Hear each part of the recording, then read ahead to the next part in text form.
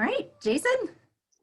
Okay, well, I want to thank everyone at PMEA for giving me this opportunity. I've never had the chance to do one of a webinar before, so I know all of us would much rather be at Kalahari Resort, but I'm really appreciative of this opportunity. So just to give a little bit of a background about this, this is just about to finish my 23rd year of teaching. And in that time, both as a teacher and as a person who still is actively playing, I've kind of had this 23, 25 year, whatever, fascination with the rehearsal process. And as I started to kind of codify what we do as music educators, all of a sudden I realized that kind of what we do in rehearsal took on the acronym of the word rehearse. So what I thought I would do is just trying to codify that and put it together into a small lecture here. So this is kind of like my overreaching thoughts about this. When we approach each rehearsal, our podium pedagogy has been informed by cumulative experiences of musician, student, and human being. And in many of these cases, some of our earliest experiences have had a profound effect on how we receive and internalize this life-changing power of music. So, and in some cases, those experiences were positive, and in some cases, unfortunately, we've had some negative experience as well. I was incredibly fortunate. I tell a lot of people, not only did I win the parent lottery because of the parents I had, I also won the band director lottery. I grew up in very rural Western Pennsylvania. If anyone knows where Marion Center area school district is, that's where I grew up. And I just had two incredible teachers, Keith Bloom and Ralph Cribbs, and some of you may know those names. They were just incredible people, and they mentored me all the way from elementary band through high school. And they inspired me, they gave me confidence, and they were just such powerful models that after being with them for that entire time, I could not see really doing anything else for a career. And when they were teaching, they were very, very different people in the way that they approached their art. One of them, I won't say which, one of them was a little bit more reserved, and the other one was about as extroverted as you could possibly be. But they complemented each other so well. One was a woodwind player, one was a brass player. That they just worked terrific, and it really created a real point of civic pride in the community, which I'm going to talk about a little bit later, in a very, very sparsely populated community, which is Western Pennsylvania. So it's really then I started to become very fascinated with the rehearsal process and how it positively impacts both the community of musicians within a school district, but the community outside of the school as well. And boy, I mean, when you talk about community, could that not be any more timely than what we're dealing with right now? I mean, we're dealing, this concept of community, we're dealing with that right now in everything, especially in this current crisis. But when I was part of that small community in Marion Center, it became clear to me that this school music program can inspire and instill civic pride in the community. I still remember when we marched at the Gator Bowl. I remember when I was a high school student, and when we came home from Florida, we had this big fire department and police escort with sirens blaring and stuff like that.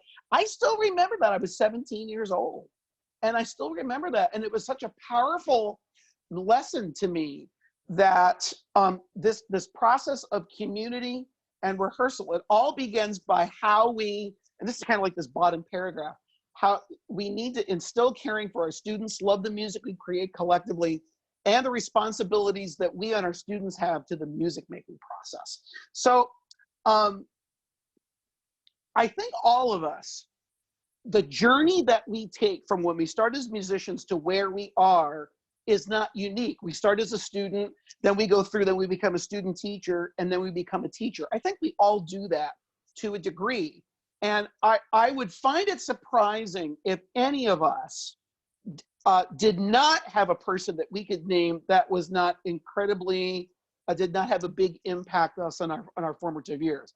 I was incredibly lucky that I had wonderful conductors from 5th grade all the way up until the present day. And I'm still inspired by these people. I'm inspired by my colleagues and by all the terrific teachers that I meet, including probably a lot of you that I've had the pleasure of meeting. All of the folks that I have met that are listening to this evening, I'm inspired by, and I continue to be inspired by you. So, as if we are all considered to be process-driven educators, so in other words, it's not about the product. If it's about the process, I really think we need to take a step back periodically and assess what we do on a regular basis, because it not only keeps us fresh, but it also allows us to take advantage of ideas, techniques, and concepts that we get from friends, colleagues, and the top minds in our profession. And I will be the first to admit that most of what I do in my rehearsals is stolen. I steal from other people. However, I kind of am to get away with that or feel better about myself because I only steal from the best. So if I'm going to steal, if you're going to steal a diamond, steal the Hope diamond, okay? I'm not suggesting theft, don't get me wrong, but if you're going to steal something big. And so, which reminds me of a quote, and I wrote the quote, but I don't know who said it. The definition of creativity is the ability to be able to hide your sources. So, and so you'll see that a lot in composition, but I mean, any success that I've ever had in the classroom, and I'll let people outside of this scope decide what success is, it's been due to these people that I've had the chance to work with. So I thought all of these things become a composite of the word rehearsal. So here we go. So the first R is revealing the genius of the composer. So one of the things that we do, probably the most important thing that we do, is for all of our students all year, select repertoire. And we as music teachers, I'm sure you know, we're incredibly fortunate because in most cases, in all of the other subjects, almost all the other subjects, that those textbooks are dictated to. You kind of, the school district is set on that. So we are incredibly fortunate that we're able to select our own repertoire. If you do not know the article by H. Robert Reynolds called "Repertoire is the Curriculum," that should be required reading for all of us. He wrote it back. He was still teaching at University of Michigan at the time. I think it was 2001. But that is just required reading for everyone. And in this article, he makes the point that when we select a work to do with our bands or orchestra choir, we are also choosing not to program hundreds of other works that have filled that spot. So when we make a conscious choice as to anything that we are going to put in front of our ensembles, we need to be able to justify the choices, that we make. So one of the overall philosophies that really impacts me when I go into rehearsal are the words of Frank Battisti, who is the director of bands emeritus at New England Conservatory.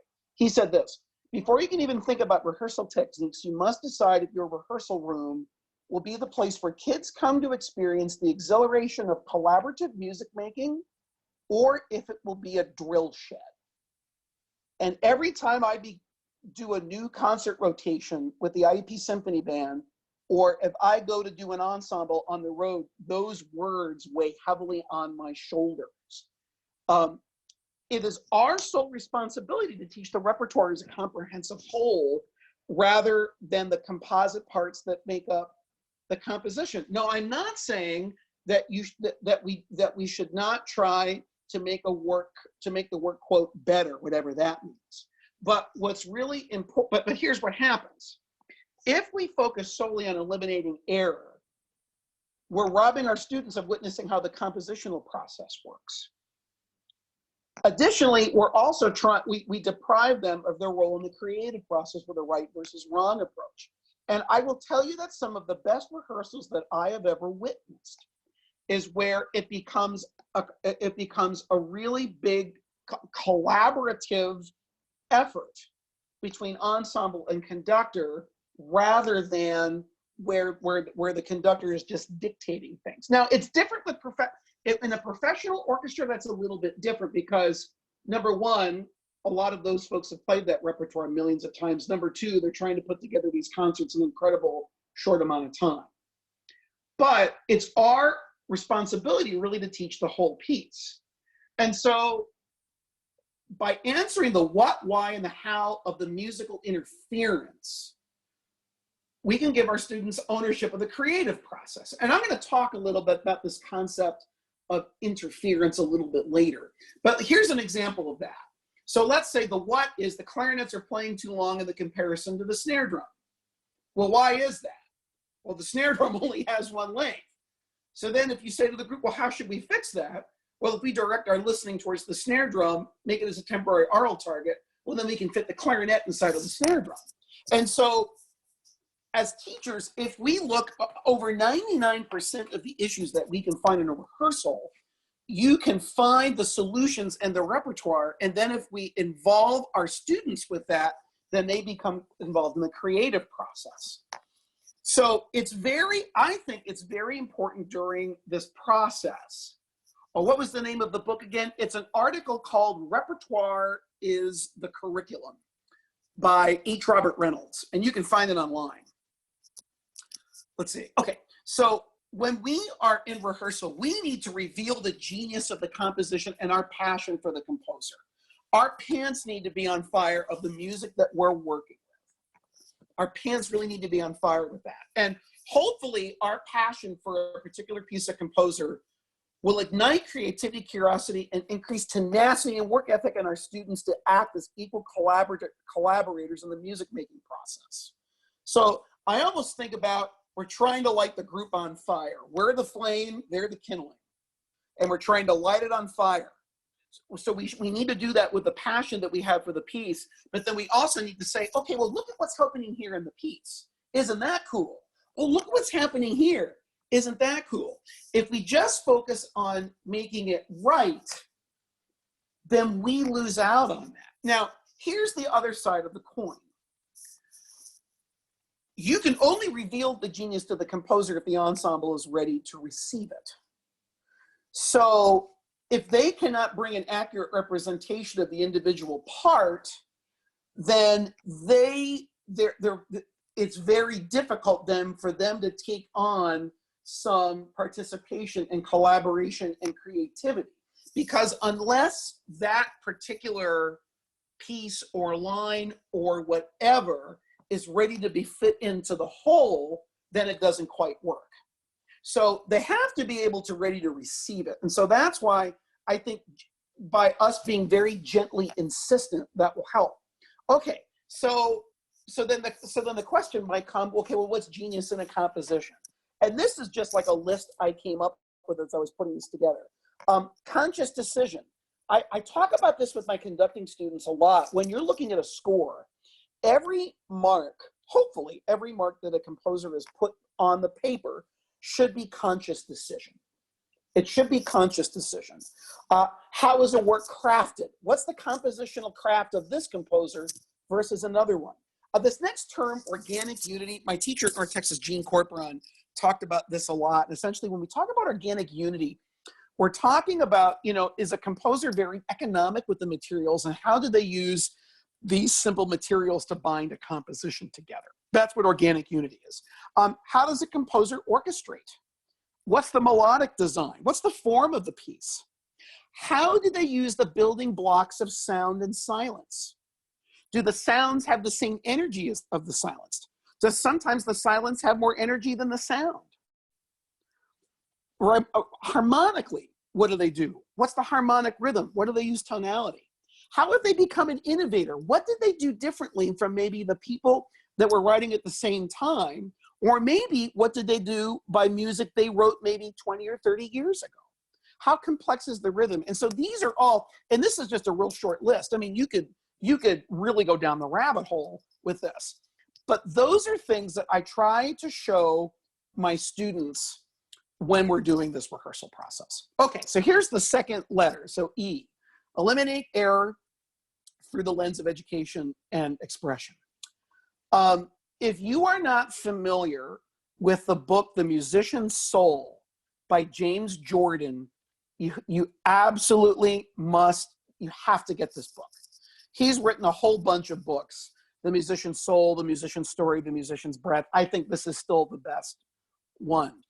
He's one of the choral conductors at Westminster Choir College. And there's this one chapter where he talks about mimetic processing and how it relates to the relationship between the conductor and the ensemble. So I'm going to do, this is a real Reader's Digest kind of version of this. Okay. So when we go up to conduct, we've done our score. Let's say we're reading a piece for the first time. We have our ideal sound in our head. We've listened to the New York Philharmonic play the piece. We've studied the score. We know it inside and out. We go up there. And in most cases, the sound that's coming back of us does not match the image in our head. Okay, so here's the problem. And this is all James Jordan, by the way. He says that a musician's greatest enemy is envy. Envy of the perfect sound, envy of the perfect pitch, envy of someone's talent, whatever. And so when we get the actual sound that comes back of us and that doesn't match the ideal sound, we have to choose how we respond. If we respond with care, concern, and the composer's focus in mind, then we can lead to a pedagogical answer that we can give that will respond to the musical interference, whatever is getting in the way of the musical message. However, if we respond with anger and sarcasm and distrust, that's where the problems happen. I mean, I think sometimes we have been in situations where, we play a wrong note or something goes awry and the conductor takes it personally and starts to get really dark. Well, that doesn't serve anyone. And so that's what I'm talking about. So we always have to stay in that one column that no matter what music is coming back with us, we have to be the caring, we have to be the care and the nurturer and the pedagogue. We have to do that. So in other words, we at all costs, we need to preserve our humanity during the rehearsal process and make education of our students the top priority. So this I stole, speaking of stealing things, this idea I stole from R.E.H.E.A.R.S.E, who's the retired director of bands at the University of Minnesota. So once we have located something that we want to adjust, be it intonation, articulation, tone balance, whatever, finding a way to relate that change to the musical expression of the work is often the most effective and meaningful to the student. So if we're trying to fix intonation on something, if we could relate the intonation change to a particular mood, expression, arrival, what's going on in the piece there, not just simply it's out of tune, the change becomes more meaningful to the student. This is often very difficult to do. And I will tell you in the white heat, what I mean by white heat part of rehearsal, I'm talking about where we're working really, really quick in the limited time that we have. It's easier to say louder, softer, longer, shorter. I am incredibly guilty of this. I see the IEP Symphony Band 3 days a week in the fall for an hour each.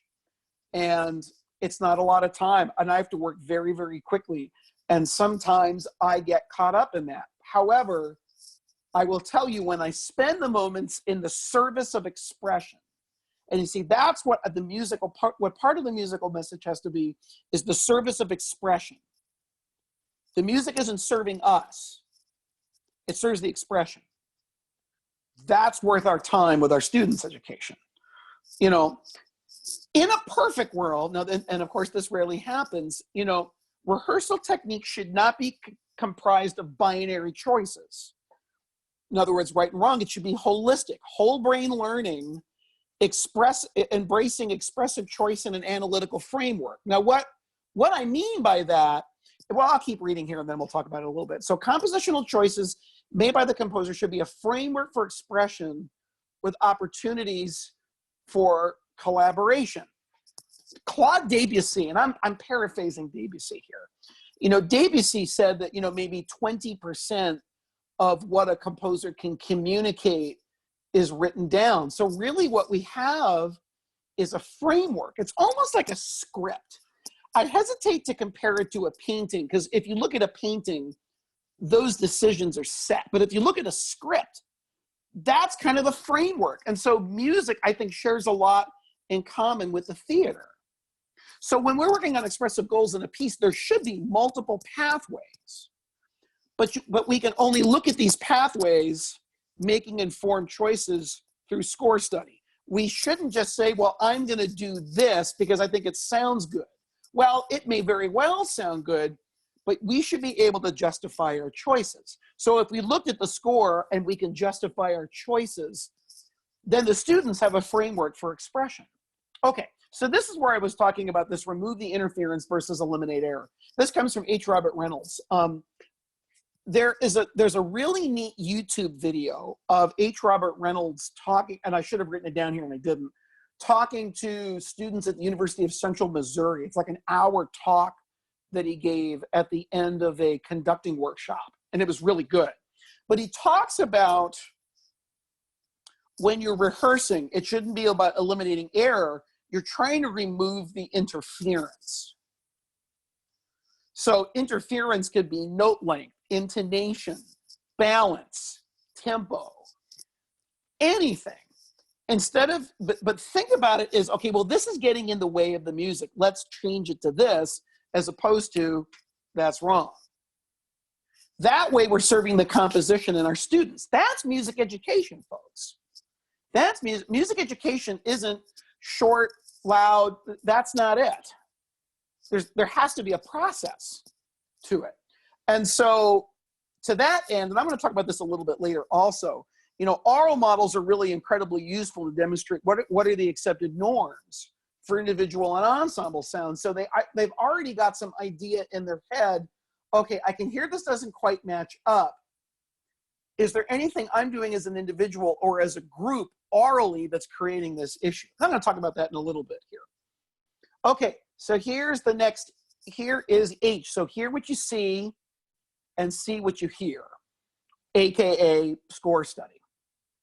So, you know, again, the first couple things that I'm going to say here are not surprises. Mastery of the score is the key to any successful rehearsal and performance. I don't think anyone would argue with that. The second sentence, I'm not necessarily noticing this now, but when I'm teaching, I am.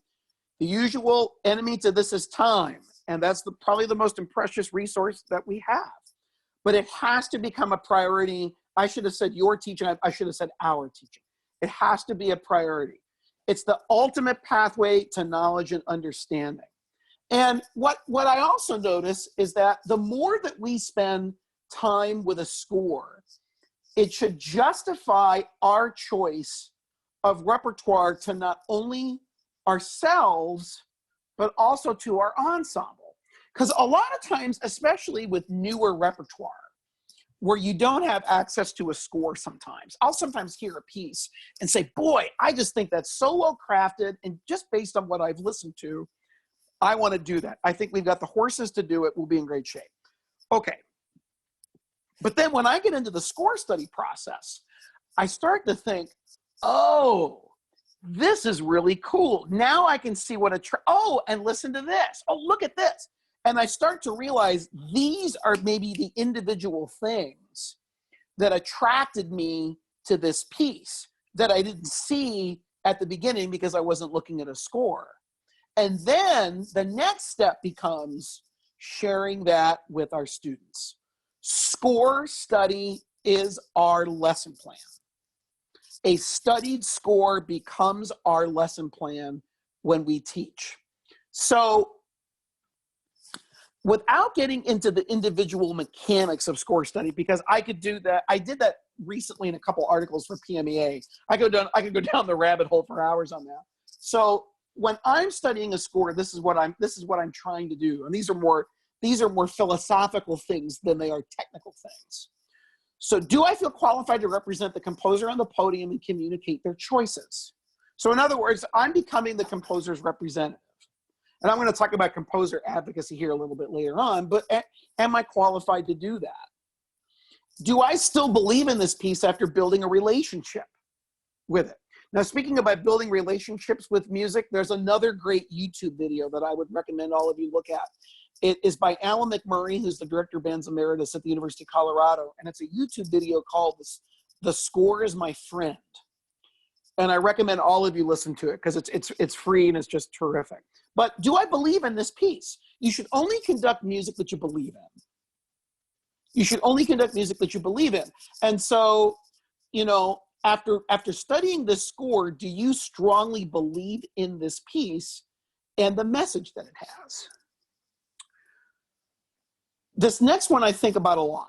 Am I honoring the individual labors of the ensemble by bringing a studied score to their practice part? As much as we talk about and ask our students to come prepared, we need to match that preparation that they're bringing with a studied score.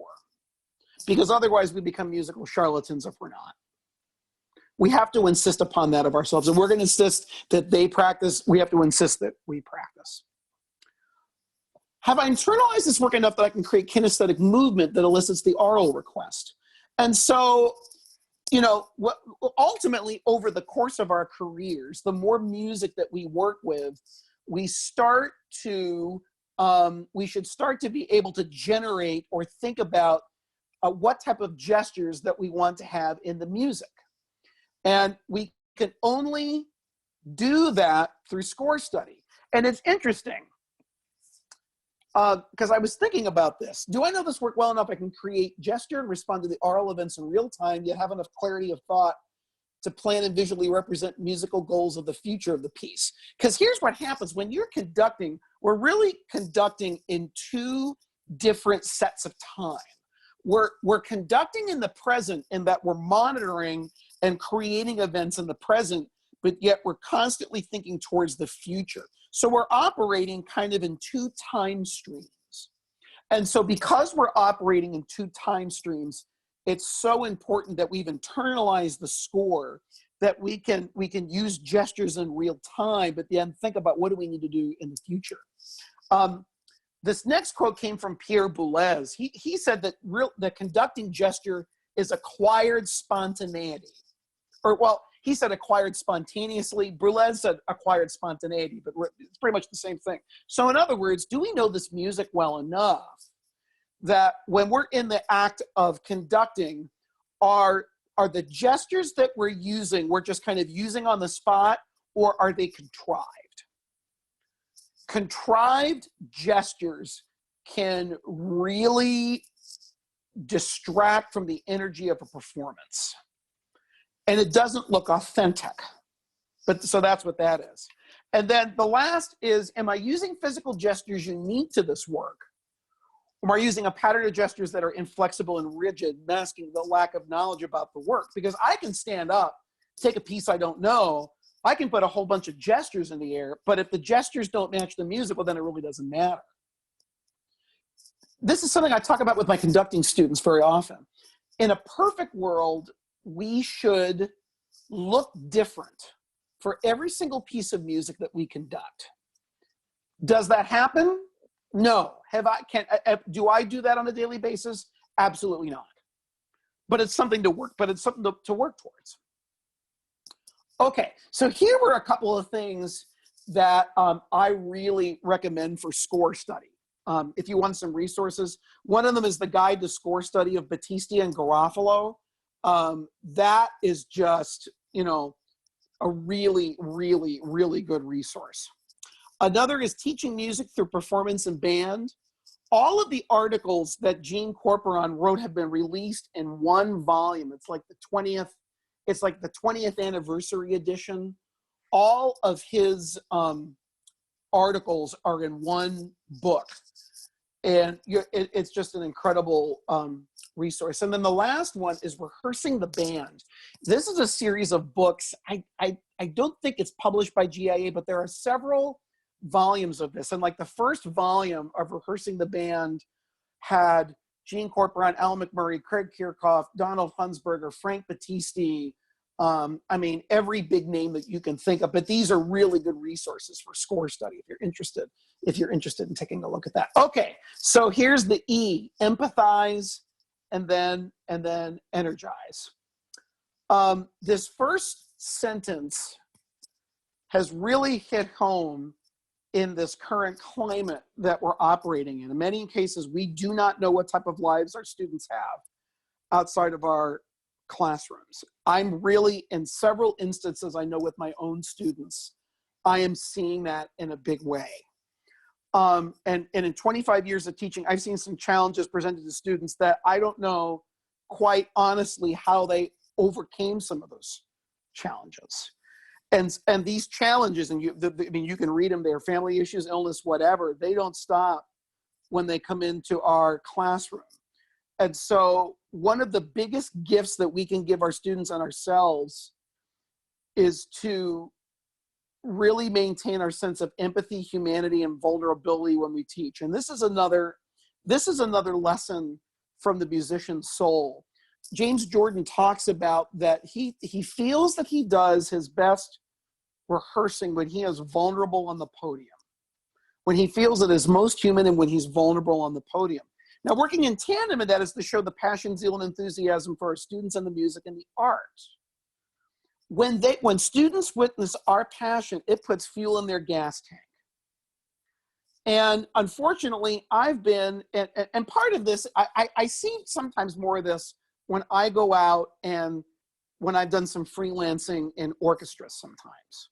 I sometimes see music directors that are so busy putting a program together that I don't get a sense whether they like the music at all. You know, so that a little bit of enthusiasm goes a long way. Now, the enthusiasm and the passion needs to be backed up with craft. I'm not saying that don't study the score, don't have a background, just come up and smile and say, I'm okay, you're okay. That's not what I'm saying.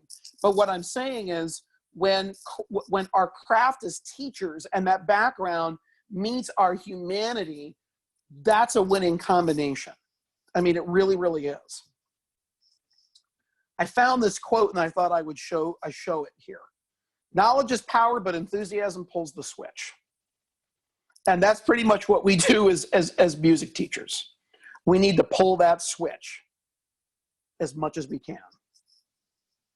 Here's another one. This is, I got this from Gene Corporon, and I couldn't find the source of it. He would kindle another must themselves glow. It's inscribed at one of the fireplaces at University of Northern Colorado. And I often hear from folks that they're burned out, which is understandable in our profession. But then, you know, sometimes I wonder, were you lit to begin with? You've earned the right to be burned out if you were lit. But in order to set that fire that I was talking about earlier, you need to be on fire. So this, I thought a couple of times about sharing these next sentences, but I'm going to do it because I just think it's important. About finding our vulnerability on the podium in the music making process. And the only way they can do that is we need to find the essence of who we are. If the arts are a communication of human expression, then we need to find that humanity. And it's my personal belief, and I'm not a psychologist, but it's my personal belief when we take away our social status, our education, all of the defenses that we've put up over the course of our careers, families, lives, whatever, then we can make contact with that human space. And when we're in that human space, that's the best place to teach.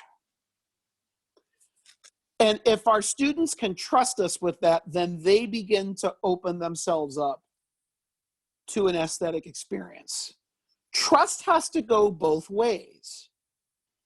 And it becomes, and some students, it's more difficult to build trust than others. I'm not saying that you shouldn't have behavioral standards in your classroom. Please don't misunderstand me. I'm not saying we should give away the store. But what I am saying is that we need to be able to find our humanity and get in touch with that space inside of ourselves. And if the longer that we can stay there, that's what's going to enable us to communicate with our students.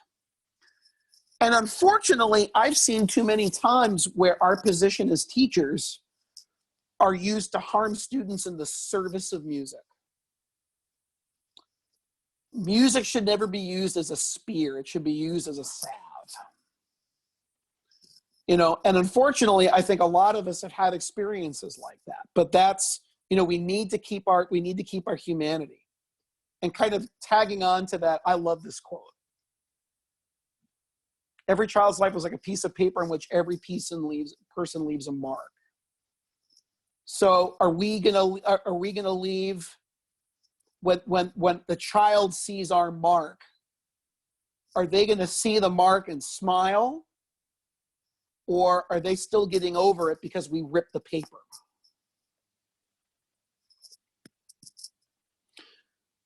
Here's the other part of this. So in order to be this person, we've got to take care of ourselves. And so self-care is important. And look, you can't see me. I'm raising my hand. I am as guilty of this as the next person about self-care, especially in the white heat of the school year. I am not great. I start with really good intentions. I start bringing my lunch every day, and then that quickly goes by the wayside. You know, but ultimately, you can't give what you don't have. We have to keep ourselves filled with proper nutrition, rest, and then setting professional boundaries.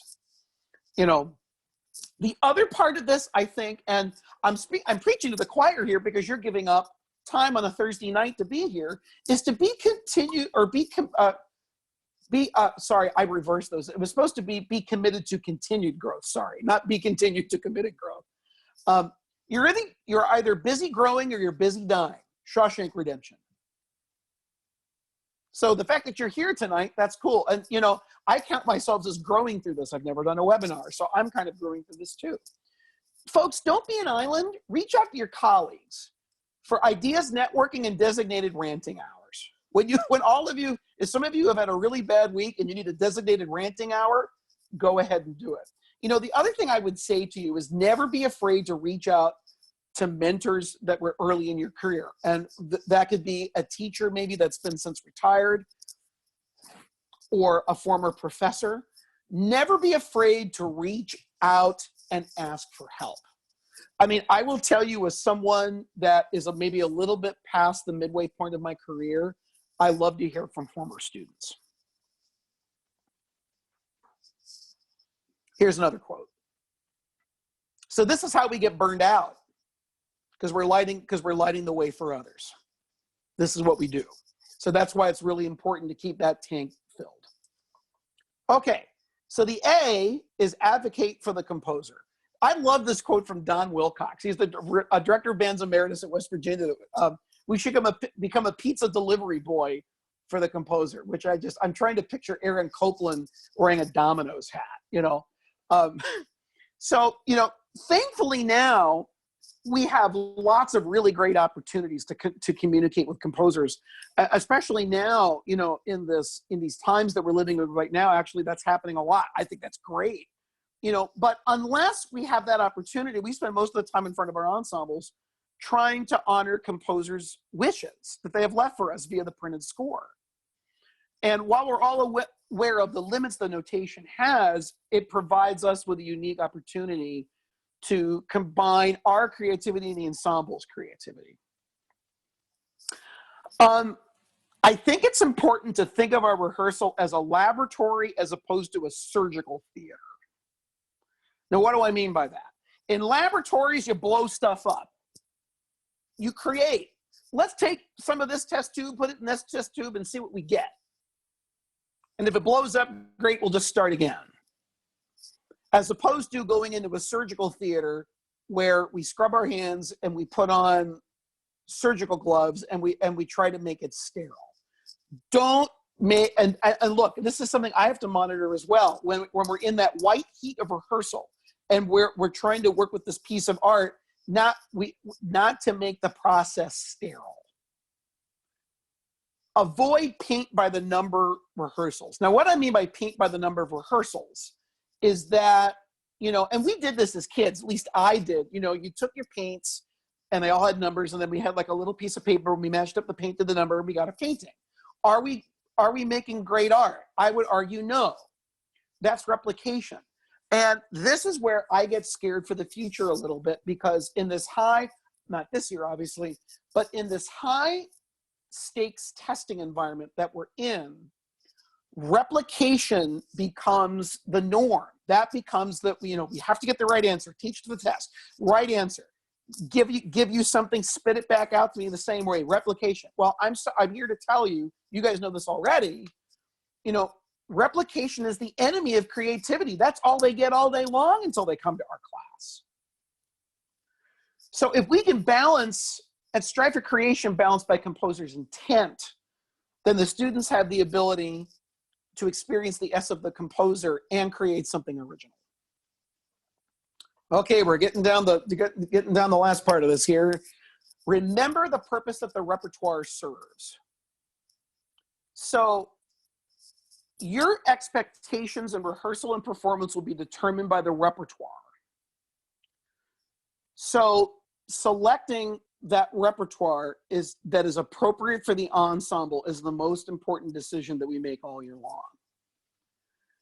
And so we have to have an honest conversation with ourselves about the repertoire that we're going to put in front of our students, and what do we want that repertoire to do? Which brings me to the second point. Are we programming repertoire that we think we should be playing, or are we being honest with ourselves given our unique teaching situation? So in the IUP Symphony Band, which is the second band at IUP, I conduct, usually the works I'm working with are like a grade 3 to grade 4. I don't believe a lot in those grading systems, but that's kind of where we are. That's where I feel we have the most success. And so, I may say to myself, darn it, I want to play XYZ piece that's a grade 6.5 and we're a university band and we're just going to do it. Well, I will tell you that no one's going to enjoy that situation. No one's going to enjoy it. And I've seen in my travels over 20-something years, either doing adjudications or whatnot, I've seen groups that are playing music that is way too difficult. And I often wonder, okay, well, are they playing that because they think, well, this is a insert level of ensemble here and they should be playing this level of music? And that can become really dangerous, because if we do that, then it just creates a lot of frustration for everyone.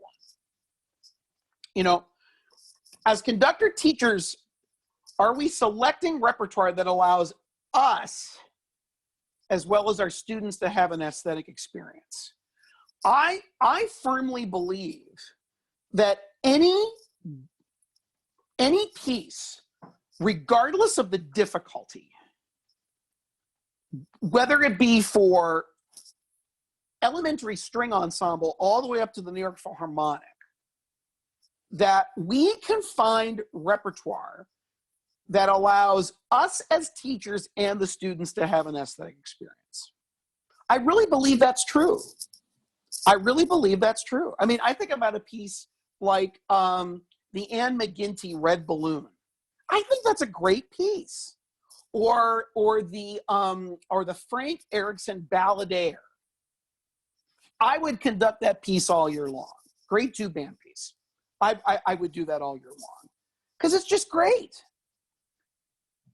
Does the repertoire we're selecting affect us and our students in such a way that other individuals outside our ensembles notice changes in us? So do people notice that when we come out of rehearsals or leave the building or go, can they notice that what we are doing as teachers and what we are working with, these pieces of art and these human beings, can they tell that we've been changed by that? Because I think that's essential. I read this next bulleted point somewhere and I don't remember, and I wish I could give credit. But are we selecting repertoire that allows us to have a better ensemble, or are we using the repertoire to create better people? Because ultimately, we're trying to make better people. We're in the people business. We're really not in the music business. We're in the people business. And so how are we trying to make better people? It should always be trying to make better people than the better ensemble.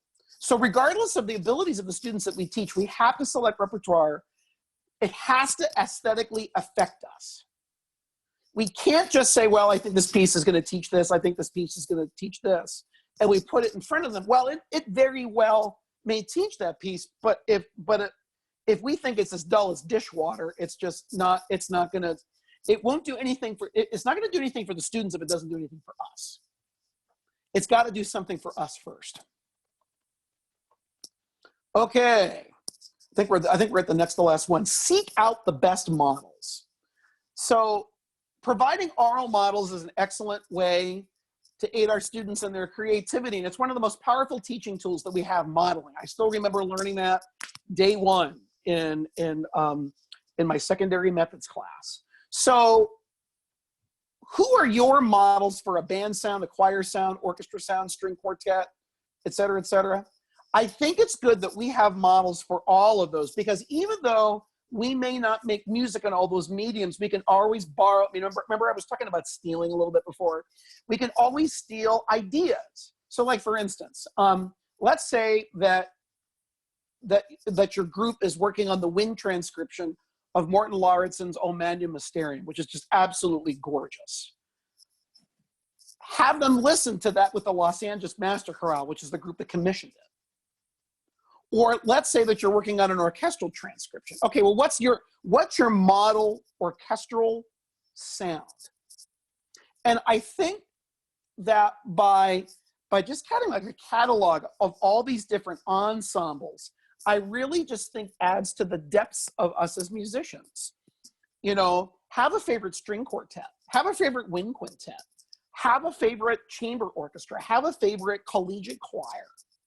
You know, all of that cross-curricular listening gives us ideas on how we can approach the repertoire. You know, think about your own models and inspiration for your instrument and voice. I'm a bassoonist. I have several. One of my favorite artists is Christopher Millard. He's a Canadian bassoonist. I think I have every recording that he's ever made. And he continues to inspire me.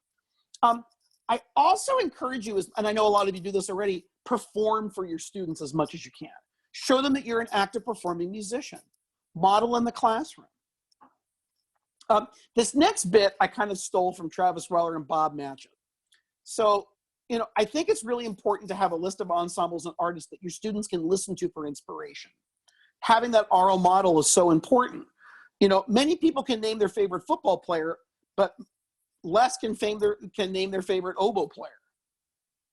So having kind of like a list, kind of like, it's like, okay, flutes, here's who I want you to listen to on YouTube. You can just give them names. Or say trumpets, here are the folks that you should listen to. Maybe this is your listening assignment for the weekend, is to go listen to these folks and just get that oral model.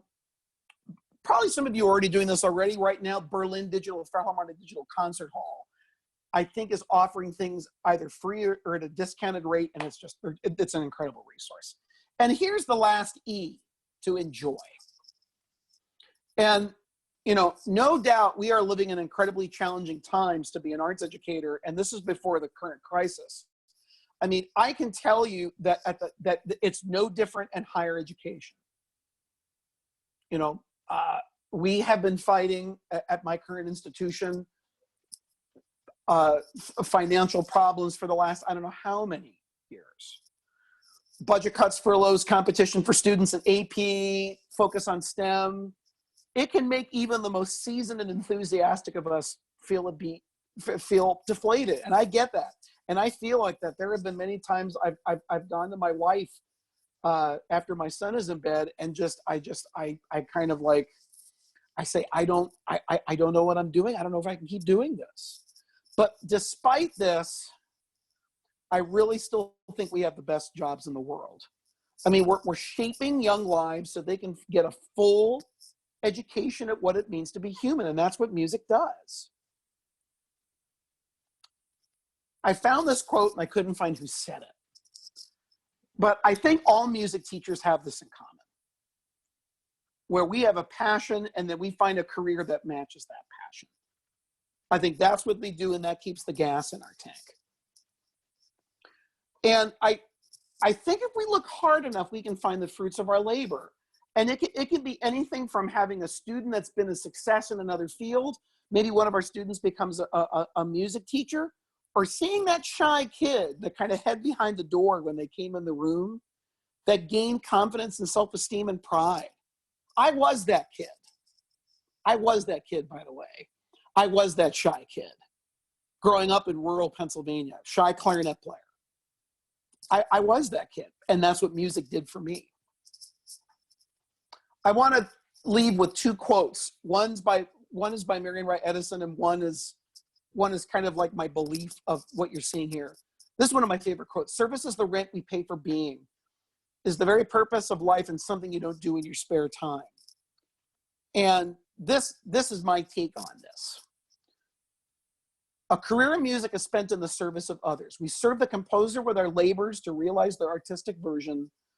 We serve our students with our dedication to their intellectual, emotional, spiritual growth, and we serve our community by bringing the life-changing power of art into the public square. What we do as teachers, we spend our entire lives in service. It's one of the most important things that we do, and it's a great way to go through a life. So, again, I want to thank PMEA for this opportunity, and I think we have some time to ask some questions. Let me see. Oh, here we go. Oh, I see a whole bunch of you now.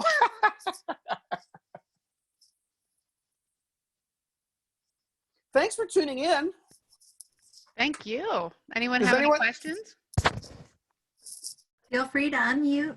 You can ask it. You don't have to type it. Hi, Stumbaz. I see that. Oh, I see a whole bunch of people there. Yeah. I have a question real quick. Sure. Shoot. My Wi-Fi was acting up. What was the second E? Oh, it was, let's see, Eliminate error. Eliminate error through the lens of education and expression. If anyone wants this presentation, I'll email it to you. Just let me know. I'll email it to you. It's on, I used Apple, it's the Apple version of PowerPoint, but I'll email it to you if you want it. Just let me know. Mm-hmm. No, everyone's stunned. No questions. Jason, I have a question. Shoot. Okay, thanks so much for doing this. I teach elementary band, and I immediately see that everything you say applies to elementary band. But I just want to ask, what specific ideas would you have around these ideas for young band? Well, you know, one of the things I think that could be interesting is to, let's say that you were working on the Red Balloon of Anne McGinty. Okay. Let's say that you're working on that. And let's say to your class, okay, today we're going to take this chunk of music and we're going to experiment with tempo, or you're going to experiment with sound, or you're going to experiment with it, and like take like one parameter and say, what do you think about this? So John in the trumpet section, well, what do you think about that? Well, how would you change it? Well, why don't we try this? Okay, let's try it. Margaret in the flute section, what do you think? Well, I think the flute part should be more important. Well, yes, Margaret, of course. But I mean, what else could you, what other suggestion might you have? Well, could we try this? And that's why I think we should turn our rehearsals into like laboratories and say, well, let's try this. Let's try it.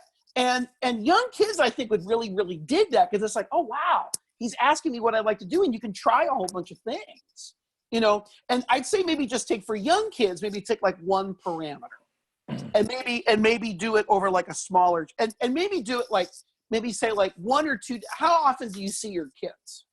Once a week for ensemble. Wow. We have lessons otherwise, but okay.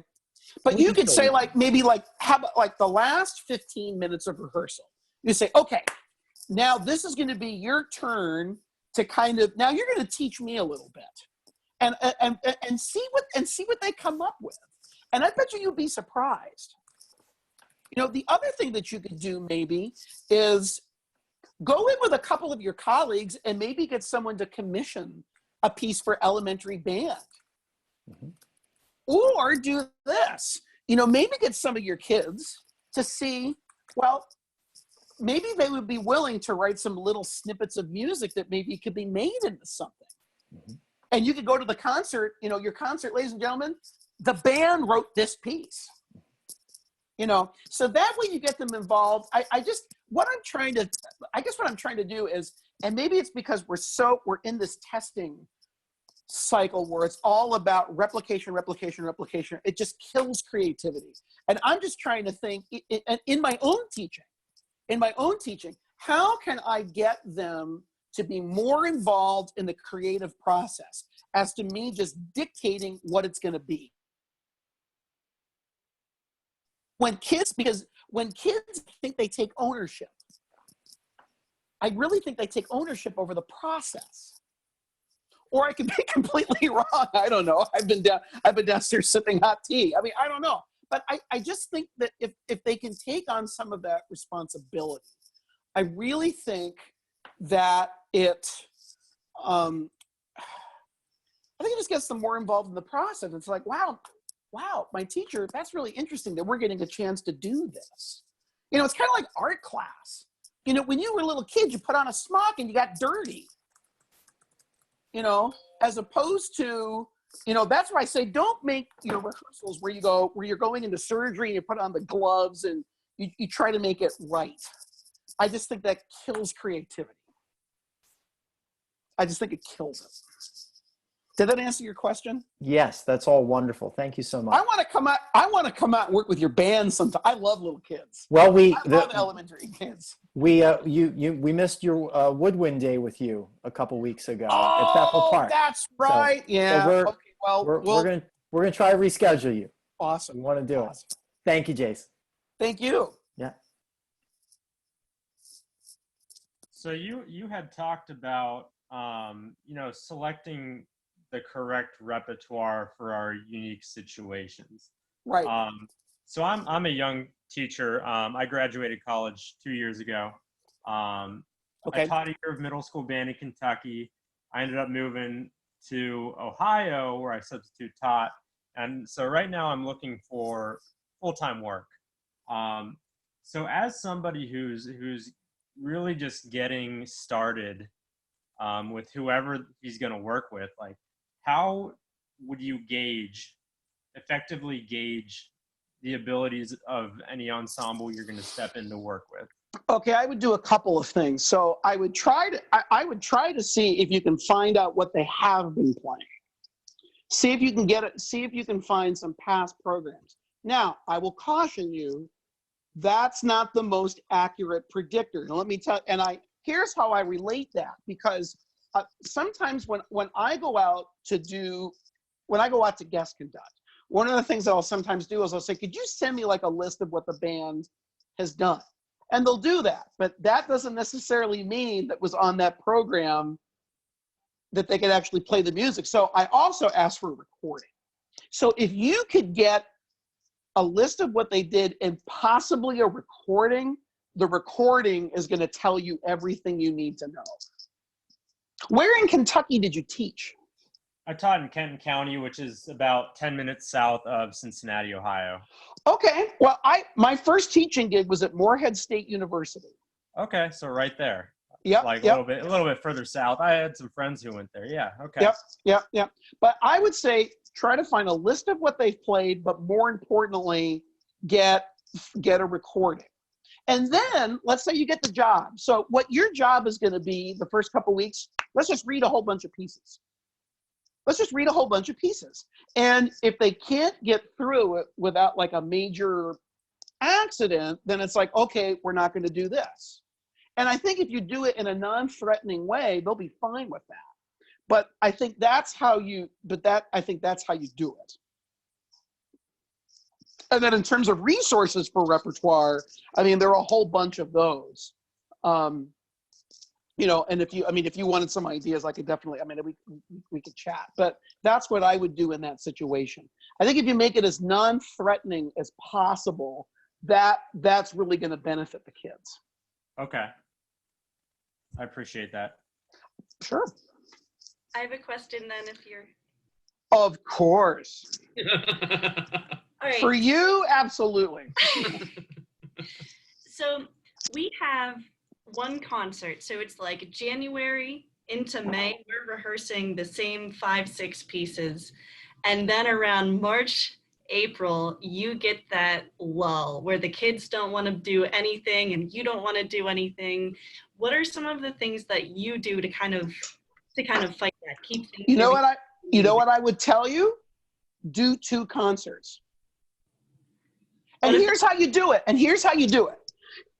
Find someone that you could split a concert with.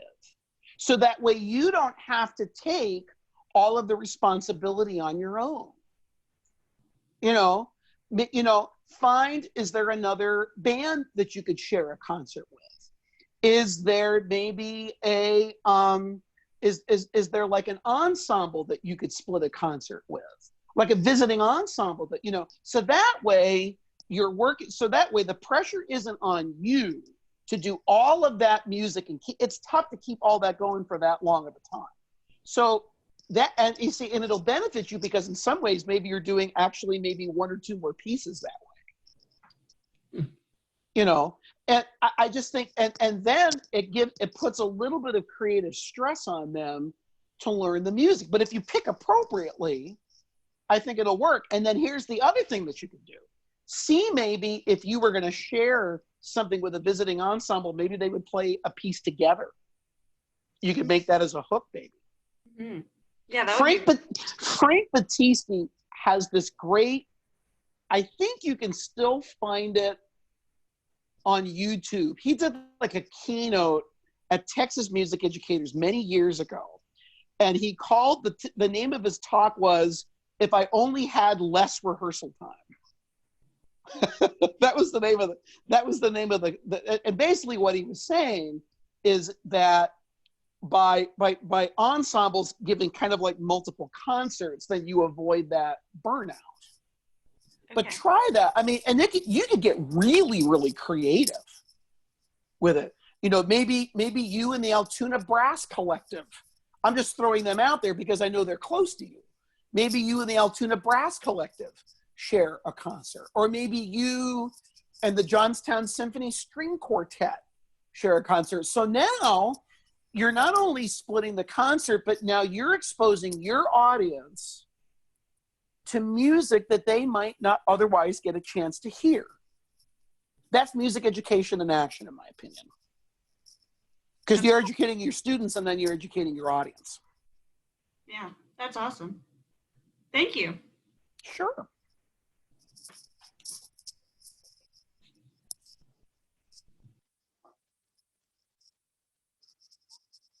That was really great. That was thanks, Terry. Yeah, I really, really enjoyed that. Thank you so much for doing this. Thank you. Oh, it's my pleasure. Anything for PMEA.